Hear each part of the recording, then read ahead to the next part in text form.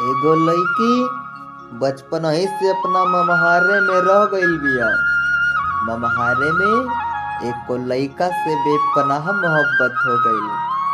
ओकर मामा मामी ओकर बियाह कहीं और कई देले बिया। वो लईकी जब अपना ससुराल गईल त सुहाग रात वाले दिन देखी अपने सजनवा से का कहतिया, सुनिए भैया। डोली हमार जहिया घर से चलल, मेहंदी के रंग हमर उतरे लगल। डोली हमार जहिया घर से चलल, मेहंदी के रंग हमर उतरे लगल। दिल चाहत नइखे रहल तोरा घर में, दिल चाहत नइखे रहल तोरा घर में।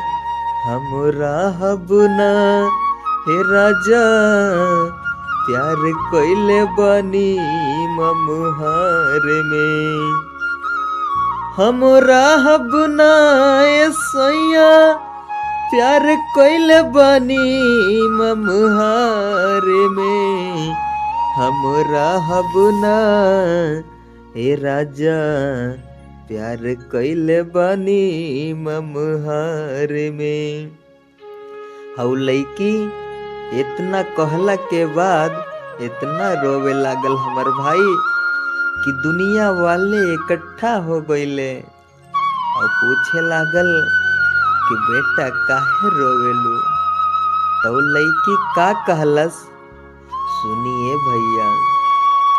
कि होत शादी हमारे जान के भुला जाई, कि होत शादी हमारे कहीं से अपन जान के भुला जाई।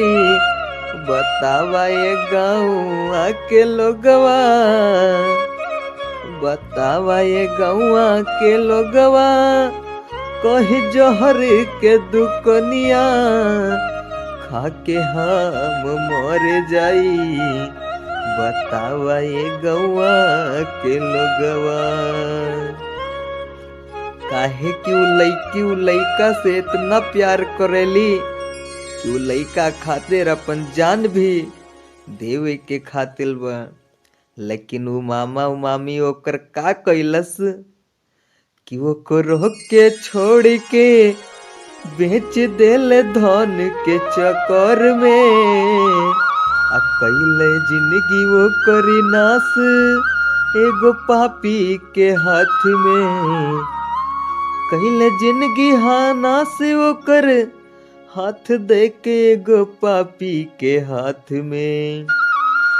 काहे कि ओकर मामा मामी धन के लालच में वो लड़की के जिंदगी बेच देले बिया। वो लड़की जिंदगी में खुश ना रहल, लेकिन वो लड़की अंत में का कैलस, सुनिए भैया।